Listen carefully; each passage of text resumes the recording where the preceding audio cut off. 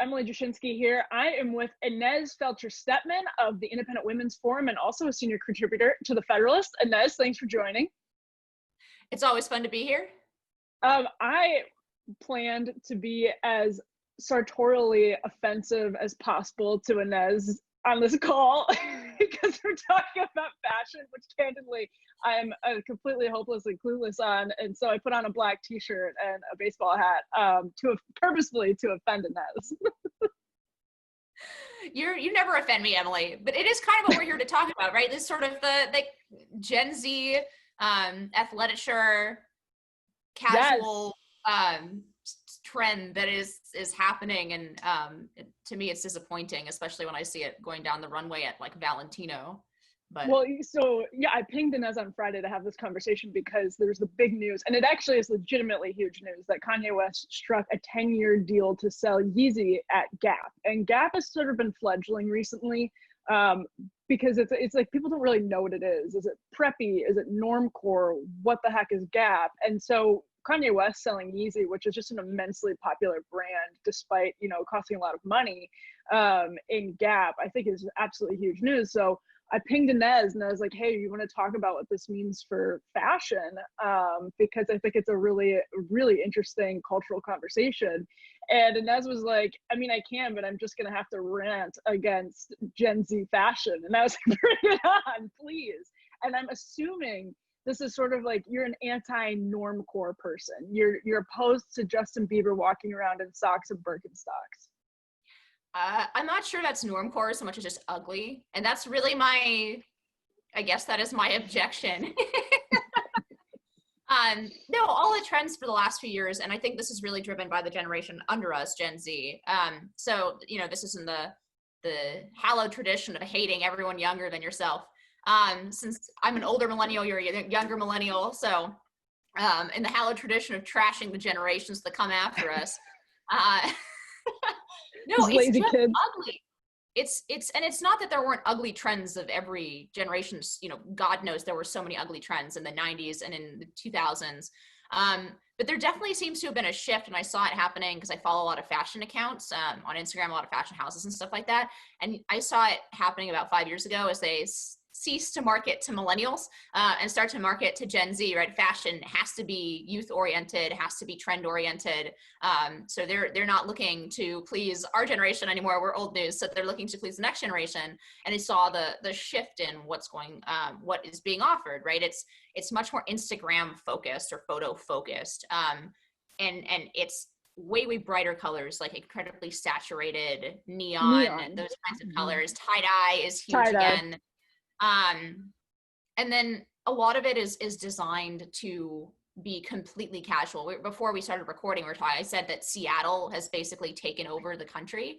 I left the Bay Area and then came back just as a matter of just came back for some visiting my husband's family actually in Oakland. And I was shocked coming from the East Coast back to the West Coast. I'm like, I hate how everybody dresses. Everyone's wearing sweatpants. Like nobody puts any effort into dressing up whatsoever. And that is now trendy.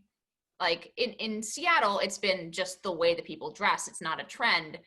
They're just, you know, it rains all the time and they're laid back people, and fashion just isn't important there. But now people are on purpose dressing like they come from Seattle. And a lot of it is looser, it's baggy, it's not designed to flatter a woman's body at all. And I think that's kind of the point, you know. We have a colleague, Libby, who wrote an interesting article a while back about basically the Billie style. Eilish?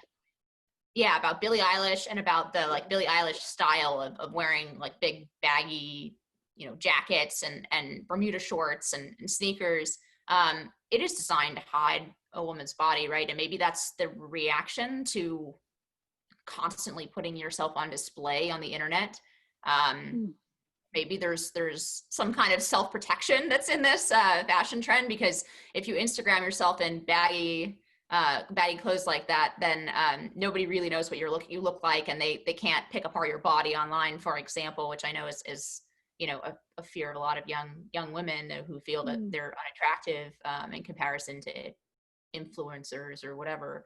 So Right. maybe that's part of the reaction, but it just all seems ugly and designed to repel repel any kind of aesthetic interest to Well, me. I I like don't know.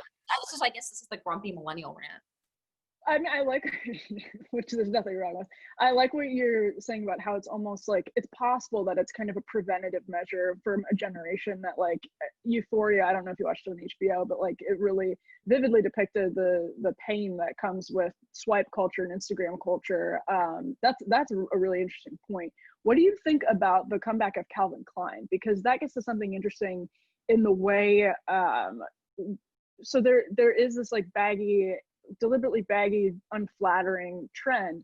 But then sometimes if you look at a person like Kendall Jenner, if you look at some of the people who are influencing fashion right now, they wear it in a way that is, they may be wearing baggy sweatpants, but they're wearing Calvin Klein, just a sports bra. And that's how they're walking around. So what do you think about the sort of the pairing almost of something that is minimalist, like a Calvin Klein sports bra, with the baggy look? Well, I mean, I think beautiful people like to show that they're beautiful. And if the trend is to cover yourself up, they're going to find ways to show off. It is a weird, to me, sort of aggressive way of presenting sexuality when you're wearing something ugly and you're almost daring people to prove to people that you can actually be incredibly sexy in like sweatpants. And the way that you do that is by showing your entire midriff, right? That's not a really wearable trend for almost anybody but Kendall Jenner, right? Like that's Right. not a look that's easy to pull off, unless you have a model body. And so that's going to set a standard that then is difficult to replicate. I mean, we saw this in the 2000s with low-rise jeans, right? Like Britney Spears looked okay in low-rise jeans, and nobody else did. Everybody else looked awful. Well, you know what's making a comeback, speaking of the early aughts, is the juicy tracksuit. It looked like it was for a little bit. And that's an interesting example of how like the sweatpant trend, at least in this century, in the last 2 decades, there's been an appetite for it, especially among women. Well, and it has that same weird aggressive sort of sexuality mixed with I don't care. Yep. I mean, actually, that might be the first real example of that kind of fashion, right? You're wearing sweatpants, but you're going to write words across your rear end to call attention to. It's so American. I think it's so American. Maybe, the first example of like sort of casual, I don't care, I'm wearing sweatpants, but also, I want sexual attention. It is a weird juxtaposition. I mean, as not only the grumpy millennial, but now the grumpy conservative, like I would like to see some balance between elegance that shows a woman's body, that presents her in a more lovely light, and this sort of wildly swinging back and forth between something that is completely intentionally unflattering or covers a woman's body up, and sort of just slashing that ugly thing in certain places to reveal completely your body in a sexually aggressive way. I mean, I don't know. It's just it is ugly. It's ugly. Listen, Inez, if writing juicy in bedazzled diamonds across your ass isn't elegant, I just don't know what elegance is. No, I mean, there is something to when you look back at various decade trends, right? I think until about the early 60s, every decade has something that I think is very wearable. Like the trends are very wearable. Obviously, they have to be updated. I'm not like a fan of sort of period costumes or whatever, but there are some classic silhouettes in every era. The 1940s, you have closer cropped suits with shoulder pads that the 80s brought back and made extreme, like everything in the 80s. But that was one silhouette, and then in the 50s it was more of an hourglass silhouette, A-line silhouette, that then became exaggerated as well. In the early 60s, you had the sort of mod, you had the mini skirt and the mod dressing, and I think, starting with the late 60s, it does seem to me that a lot of the colors became like more garish, that elegance was not as important in terms of what women were going for and what they were purchasing. And maybe that has something to do, I'm sure it does have something to do with the change in the American culture. It's certainly the time where we became casual, right? So prior to the 60s, you see the lines of people lined up in the Great Depression to receive welfare, or they're in the job office, and they're all wearing suits and hats, and the women are wearing suits or dresses, and these are folks who can't feed their families, and yet it wasn't considered appropriate to go out of the house in casual attire. The 60s were the era that brought in a lot of those trends, like blue jeans and tie-dye and all of those more casual way of dressing, a more natural, so to speak, more natural way of dressing.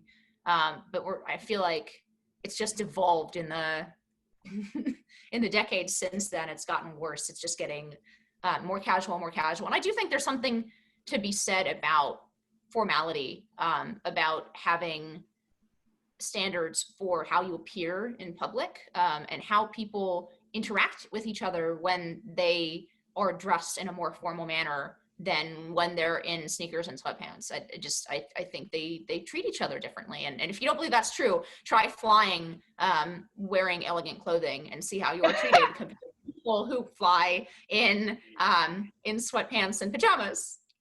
This is Emily, my perhaps least you have favorite. firsthand experience. Yeah, no, this is my least favorite. Like, I think this is a very common conservative position, and I'm always like, I get it, but I'm wearing leggings on this flight. So there, as a Midwesterner, I think there's something that happened that was interesting around honestly around the election of Donald Trump, or at least around the time he started running, and I really first started noticing this with Justin Bieber. You see it in Hailey Bieber now. You see it with some of these like Gen Z icons, even though Bieber's a millennial. There was this like, I just recognized something that was very almost anti-coastal about it, right? Like it was like he was dressing like in a way that was kind of appropriating white working class fashion. And fashion is probably the wrong word choice there, because I don't think it's necessarily a deliberate sort of sartorial campaign by people between the coasts, but just he had this like gross mustache, and this is Bieber had this like gross mustache, and he was just wearing like neon shirts. It looked like what I would see if I was home and went into a Burger King, and I would probably be participating in unintentionally participating in that choice. But it's just interesting to me that kind of coincided. I mean, we're 10 years past the recession, and I do wonder if some of this is a generational reaction to that and to the populism politically that we've seen. I don't know, just because I think it's not really coastal so much as East Coast. So okay. Definitely on the West Coast, that kind of dressing is very common, and it's like surfer. Yeah, well, surfer in the South, and then in Silicon Valley, of course, you had Steve Jobs, who famously rejected wearing like anything but the same clothes over and over again. You have a lot, that was a big trend in Silicon Valley, actually, as recently as 5-10 years ago, was editing how much time you spend on anything else that isn't, this is the whole sort of self-improvement ethos of the Silicon Valley that I really hate, but like, you spend like timing out how many seconds per day you might spend like selecting this outfit versus that outfit, and that 5 seconds you could be spending at work or developing a new app or whatever. And so especially for women, it was considered like basically feminist to create a uniform and just wear it every single day and never depart from what you wear, which to me is like saying, well, let's just eat plain chicken every day. And it saves you a little bit of time if you just cook plain chicken and rice every day, but it's boring. And that is, You're if missing we out on ever life. switched lives, you would hate it so much. You're just like very specifically condemning my lifestyle. It's fantastic. It fit in really well in Silicon Valley. No, but there was this sort of feminist reaction, actually, specifically saying men don't spend any time choosing their clothes, women shouldn't Elizabeth either. Holmes. Right. Yeah, and so there's some, and then the West Coast has always been more casual, obviously. Part of that's the weather. But at the same time, so when you say it's appropriation, I think that's just to the extent that that's really a reaction. If you want to say that Justin Bieber is rejecting some kind of fashion culture, it's really the culture of the coast, the East Coast, right? New York, DC. The South has its own standards of formality. Yes.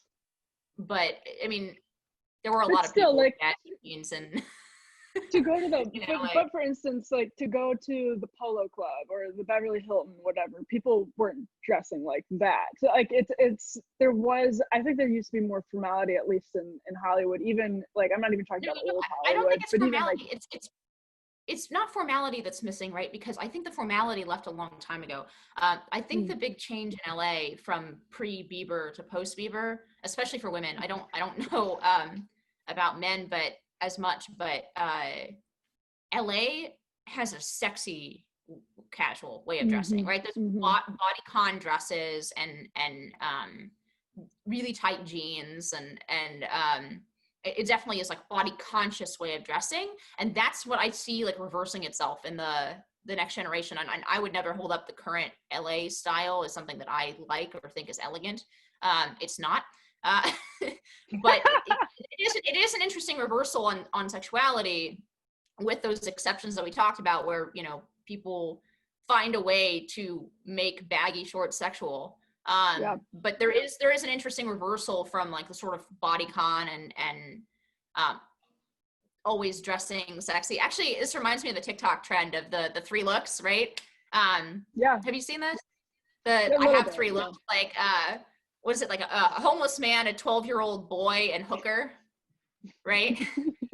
And it's the first two are basically baggy jeans and sweatpants, and then the last one is a bodycon dress with like full makeup, and there's nothing in between. And maybe that is emblematic of where fashion has gone, not just for the generation that comes after us, but our own generation, is sort of totally casual, don't care, comfort above everything for Monday through Friday, and then Friday night dress like in a way that 20-30 years ago would have you mistaken for a hooker. So this brings us to an interesting point as well, which is that the pandemic is happening and maybe ushering in the work from home revolution that people have said has been bubbling for a long time. And it's arguable, we still don't know what's going to be the norm when we come out on the other side of this, but as of right now, it certainly seems like the work from home revolution has been completely accelerated over the past few months, and that when we have a vaccine and life returns to some semblance of normalcy, there will be different policies on work from home. There'll be businesses that are much more lenient about this, et cetera. So that's happening at an interesting moment for fashion, where you have Kanye West saying the hoodie is the most important piece of clothing of the last decade, and I forget what time that quote is from. How do you think that's going to, this confluence of sort of like casualness and fashion and the work from home revolution, how do you think that's going to impact things, going forward? We're all going to become leggings people. Yeah. When I see you in leggings at a bar, I know it's the apocalypse. It's never happening. Look, like, I do think all of these trends will be accelerated, right? We've all been on our couches. I mean, even I do not dress up unless I have Zoom calls. I wear essentially athleisure because, I go running and there's, what's the point? We're not going out, right? Right. So I definitely think that it's going to accelerate this trend towards athleisure, towards casual clothing, towards comfort. And look, I mean, I think there's a place for that. I think that working from home from your couch is the place for leggings. You know, even running errands, I'm a little less. I know we had this debate in the Federalist women's listserv about whether leggings are ever appropriate in public. I think they're fine if you're like running an errand down the street, or but I think they're inappropriate at a bar. I think they're inappropriate, meeting friends unless you're like coming back from a workout class or something like that. I think they're inappropriate for situations in which you are interacting more than just, with the checkout line. And so I fall somewhere in the middle, but I do think like leggings obviously are comfortable. They're good to work out in. They're good to work on the couch in. I have no problem with them as a tool. What the problem is, they've become some people's entire wardrobe. And I assume that'll accelerate, right? I assume that once more people are working from home, as they almost certainly will after this long term, but we miss out on something, I think, when we don't have something to anticipate or to dress up for. And to me, it's actually quite depressing during the pandemic, right? It's depressing that I have beautiful dresses in my closet and they haven't been touched for 4 months, because where am I going to wear them? There isn't anything happening to wear them to. I find this very depressing, and I actually find it to be monotonous, and there is something exciting about dressing up and then having something to anticipate dressing up for, and that's disappeared obviously during the pandemic. But yeah, I think it'll accelerate all these trends. I think I'll just come back 2 years from now and we'll have the same conversation. I'll be like, it's only gotten worse. What do you think about Yeezy? What do you think about it as a label? It's not my style. It's too athletic, right? It's too, I mean, it's fine. Okay, here's the real problem I have with these kinds of labels. And leggings and like Athleisure and things that you can work out in, I don't understand why people pay a lot of money for it. Because there isn't any difference other than the label itself between, a hoodie and a hoodie. It is just the name you are paying for. Whereas if you are paying for, a Dior dress, you are paying for craftsmanship, you are paying for, you are paying for the materials they're using, you're paying for the design itself that is different, and is done better, frankly, than what you would get in a mid label, right? Or a department store label dress. And now not everybody can afford that. I can't. I mean, sometimes I shop like secondhand sites and I pick up, scores that way. But most people can't afford that. But I understand why, if one has, a 7-figure bank account, one would pay $5,000, $10,000 for a Dior dress, because you're actually getting something very different than you would at the $500 level, or the, certainly the $100 level, or the $50 level, right? You're actually getting something different for that money. The only thing that you're getting different from Yeezy is the fact that it says Yeezy. Mm-hmm. So it is purely like label driven. Consumerism. Yeah, it's only, I guess, it's Instagram, label. Oh, okay, I can afford this. But to me, that's never what fashion has been about. It's not been about showing that you have money. And in fact, I think it's more impressive when people who don't have huge budgets are able to put together beautiful outfits and wardrobes for themselves. But yeah, that's why I see it as a ripoff. I see it, the entire high end category of this type of dressing is a ripoff. If you're going to dress like that, you might as well go to JCPenney and get it for $25, because what you're going to get for $2,500 is not that different other than the label. Right. Yeah, because one other trend that's happening is you have some of these high fashion labels being sold in normal retail chains. Yeezy at Gap is like the pinnacle of that, which is interesting. And you said that fashion has never been about showing how much money you have, and I'm sure that's true. I know nothing about fashion, but when I think about American fashion, I think about the 80s and the Lacoste polos and Ralph Lauren. It does seem like there is a strain of American fashion that is very much about showing off your money, which Well, is, and it's not even like the costs in Ralph Lauren are both mid range. So there's always been right. that. I would put Lily Pulitzer in that category, right? There's Which sort of at Target.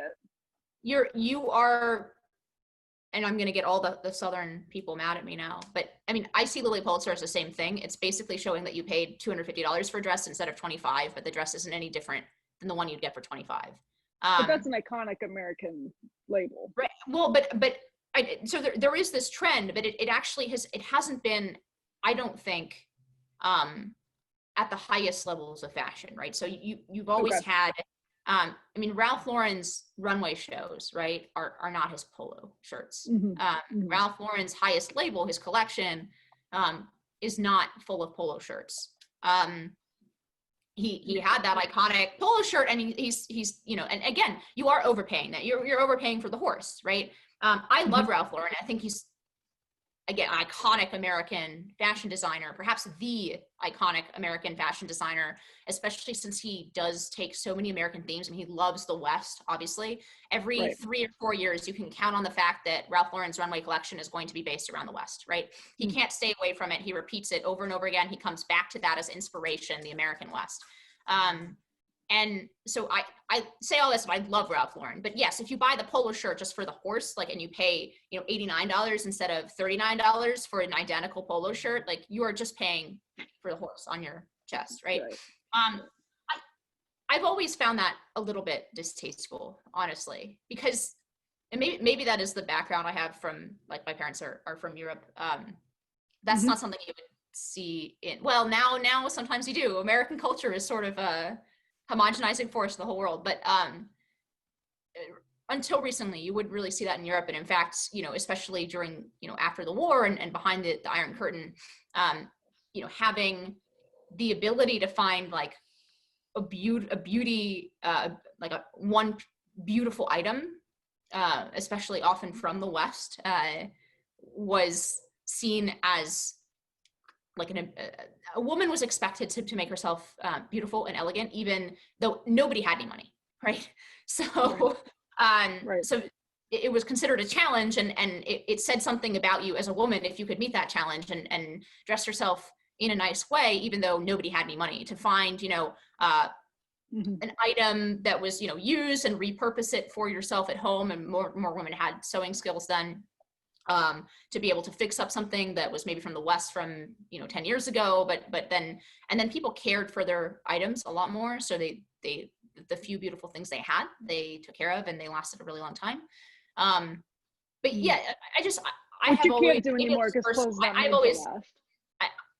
I don't think you should be trying to scream that you have money with your clothes. And to me, that's not a new thing. Like, the label trend in the 90s was all about that, right?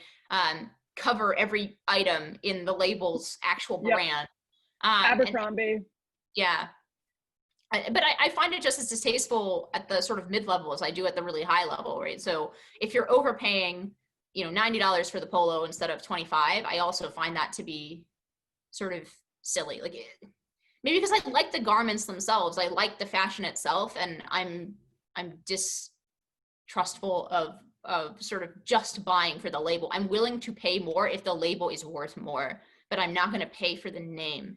And that's what these things are, right? One thing that I've been thinking about as you've been speaking is the Gucci slides, right? Everybody is wearing the Gucci slides, and it's funny because you're saying, like, you're talking about how the high fashion, they have multiple tiers, and like they're now marketing stuff to the middle class that might not actually be on the runway. And I think, the Gucci slides are such a good example of that. Like, you have these middle class people paying $100 for rubber flip-flops that say Gucci on them because there's a status symbol behind it. And it does seem, I mean, I don't know if that's American, because I think you see an obsession with brands in Asia, definitely. Like, there's an obsession with, cloaking yourself in this like mosaic of brand names.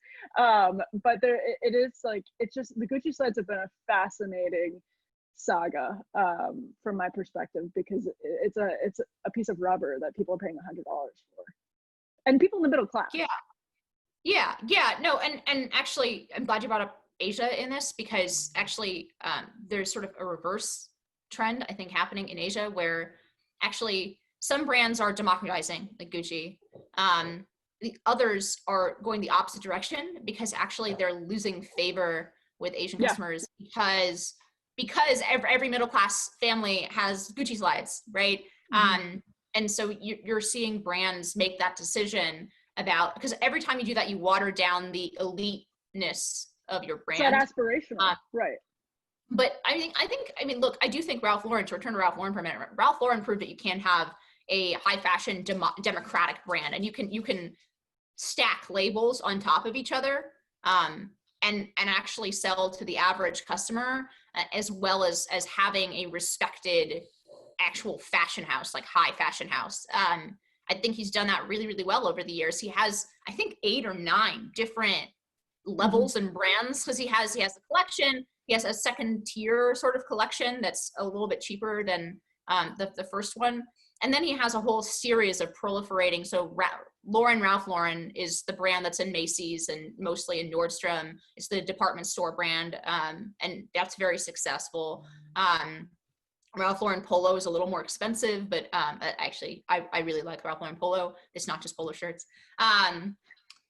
And then he has an Athleisure brand. He has he's just proliferated all these, and he just gives them a different name every time. Something all around Ralph Lauren, obviously, but and I think he's been really successful. I mean, he has a very, the name Ralph Lauren is known around the world, and yet he hasn't sacrificed the high fashion end of it. Like his runway shows are still spectacular, and they're still, written up with Glee and Vogue, and so he has managed to balance the democratic part of his brand with the sort of elite part of the brand. But I know that fashion houses now are actually concerned about that. They want to make sure that they maintain a certain level of elite reputation for Asian customers. Yeah, and I wonder, this kind of brings it all together. Is one of the last things I wanted to ask you about, is there is a smattering of people in the media kind of mourning Brooks Brothers. Brooks Brothers is one of those, again, iconic American labels and iconic American companies that is fledgling and struggling, particularly during the pandemic. It seems like this might be accelerating the demise of Brooks Brothers. And I wonder, as you mentioned in Asia, if we're going to see a backlash to some of this in America, and fashion is cyclical, of course, but I wonder if you think there's hope, maybe not for Brooks Brothers particularly. I don't know what their finances look like, but it doesn't look, the situation seems bleak. But I do wonder if you think there will be at some point a backlash to the Normcore and Athleisure movements, where people say, I want something to dress up for. I'm sick of sitting on my couch in Athleisure, and now the symbol, like fashion to me, is going to mean dressing up and looking elegant, while the rest of you have your porn star mustaches and your neon tie-dye. And I wonder what you think about a potential backlash here. So Peggy Noonan, I think, wrote a really interesting column where she talked to Andrew Leon Talley and some other fashion people, and she expected them to disagree with her, and they ended up actually saying no. They think that there's going to be an extended period of sort of asceticism, of minimalism, a return to what one of them called like almost an Amish sensibility. We haven't seen that. This is the thing with Little Women. When Little Women came out, the New York Post had an incredible piece on all of these like millennial women and Gen Z trying to get the Little Women look, like the prairie dresses, New England look. Yeah, but I think what Peggy Noonan was writing about is that we will be a more humble and stripped down country. And when I read that, I thought it sounded really reasonable, but that was, I think, back in early April. Now, this is how fashion is connected, right? I mean, after the war, you had explosion of that's what like a lot of the 50s fashion came from, right? It was maximalist. It used a lot of fabric in a way that it was impossible to do during the war. And you had this like explosion of, sort of not wanting to live like we're in a war or a pandemic, right? and you saw that backlash, that reaction to it. I suspect that it would take a route that was more maximalist and less back into elegance, right? So if we have that kind of backlash after the pandemic, I could totally see like athleisure becoming just a thing of the past, because people will just get sick of dressing like they're sitting on their couch all the time. But I think it'll careen back into like 80s maximalism, or I don't see it. I don't think we have that middle ground, because there are two separate trends here. One is casual versus formal. And that, as I said, I think that basically we've been losing steadily formality. We've been losing formality steadily in our dress since the 60s. And I don't think that is reversing itself after the pandemic. I think if anything, it'll go faster. But the second, there's different types of casual dressing, right? Like, and I could easily see it going into like, we already see the neon colors, right? So maybe it'll be really, really colorful, tons of patterns, I think you see this a lot with one trend that I really love now is the midi dresses, which have stuck around for, season after season. I remember writing about them in Bright 2 years ago, being like, finally, they're, not everything is short. A midi length is flattering on a lot of women. I think it's a lovely trend, but I was expecting it to go away after one season, and it did not. I mean, Zara is still churning out like sort of loose, easy midi dresses. I'm guessing those will go completely maximalist. If people get sick of athleisure, it'll be to wear like tight dresses again, and to wear like 80s inspired bodycon. I could see that coming back. I think we've kind of swung between those two things, the sort of comfort and sexiness, and like interacted them, as we've said, in really weird ways for the last few decades. I would be surprised. I think it would mean something about the direction, I think something positive about the direction of our culture if we were to loop back into something more elegant and more minimalistic and more sort of what people predicted in that Wall Street Journal article. I mean, I think that would probably be good for the culture. It would say something good about our culture if after this, terrible moment in our history where we really seem for the first time to have to contemplate the destruction of the very easy and comfortable life that we have been living since the 90s. I think if we as a people take that seriously, you will see a return to a certain aestheticism, a certain kind of stripped down aesthetic that is not just about sitting on your couch, but that eschews a certain amount of frivolity around fashion.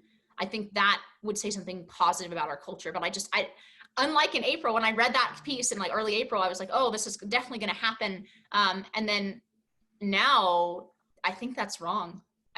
I don't see any evidence that we're using this moment to be reflective about the decadence of American culture. If anything, I think we're accelerating the opposite direction. So decadence is such an interesting word in this context. That is really, talk about the Gucci slides. I mean, it's decadence. Yeah, that's what it is. It's people who have a lot of money, wealth, and I don't mean even the middle class has a lot of but money. even middle class and even lower middle class people in America have more wealth than anywhere else in the world.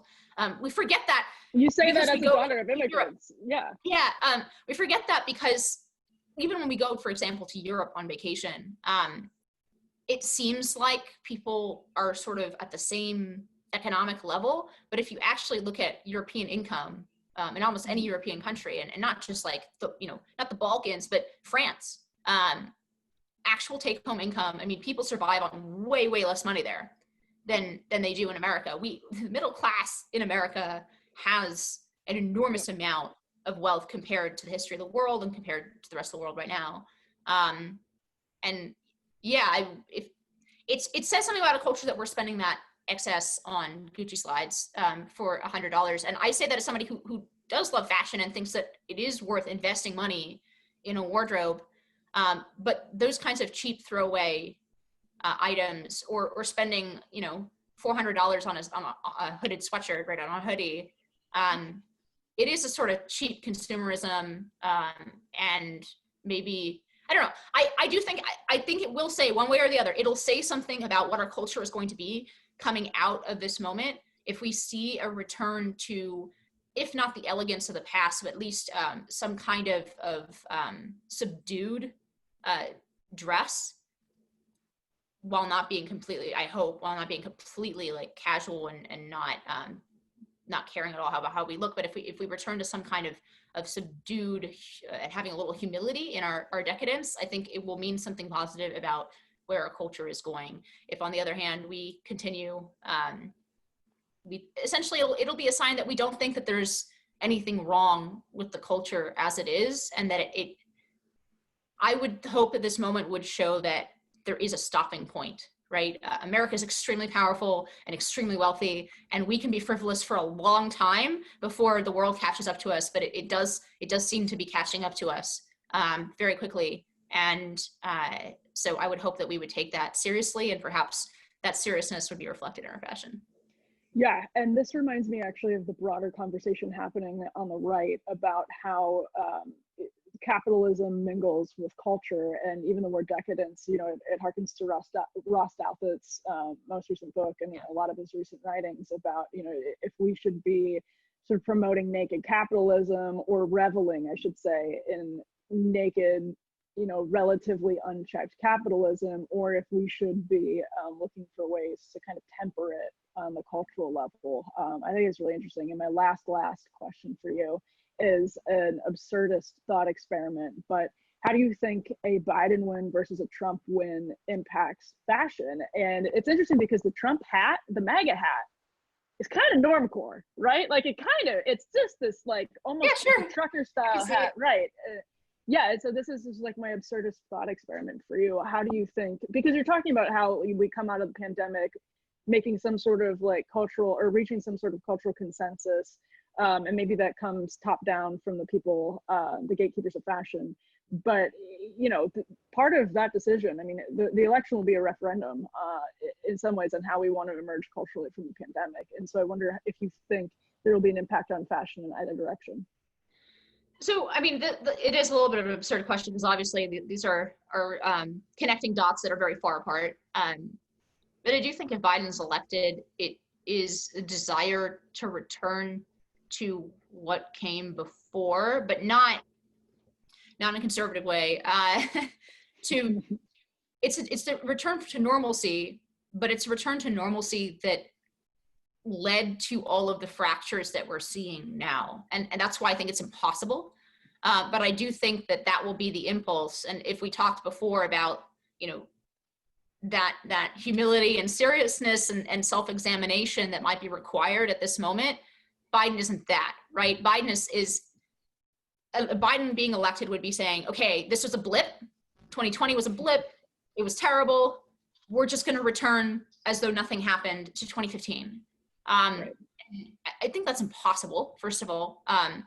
But it ignores, and I know that you've had a lot of conversations with folks like Sagar about this, and I think sometimes right, sometimes wrong. But I do think, look, there were deep cultural problems in America in 2015. There's a reason that Trump was elected, and there's a reason that we're fighting each other now. And by the way, there's a reason that we were fighting each other so viciously in the political arena and in the cultural arena, even before the pandemic and before the riots, and while economically we were doing very, very well, right? I've actually always been skeptical of the Clinton line, "Is the economy stupid?" Maybe it was in the 90s when culturally I think things were a lot more harmonious than they are, even though people had their battles. But it just shows that even before we had to face any serious adversity as a country, we were already at each other's throats. And this seems to have put us even more in that position. Which is why I think all of us to say, I don't think a return to normalcy will work. I think if we're going to loop this, connect the dots into fashion in a sort of slightly stretched way, I think if we think we can continue to just all of the trends that happened before, and you see the recycling of the 90s and 2000s now as well in terms of fashion, if you think that this level of decadence and lack of self-reflection is going to be able to continue before it's stopped by some outside force, I think we're sadly mistaken. And I think that's what a Biden presidency would mean, right? It would mean that we're ignoring all the warning signs and we're going back to sticking our heads in the sand. And I don't think that will be possible. I don't think that the world will let us do that. I don't think history will let us do that. So I hope that we are more reflective about what it means that our culture seems to be in tatters and we seem to be at each other's throats, because history catches up even to America. We will know that Inez is wrong when all of us are roaming the streets in Hillary Clinton pantsuits in Biden's America. What about a pantsuit and a red hat? That would be. Can you imagine? That's fusionism. All right. Inez, this has been wonderful. Thank you so much. I hope I didn't offend you with my It was great to chat with you, Emily. All right. Thanks, everyone. Thank you, Inez. We'll be back with more soon.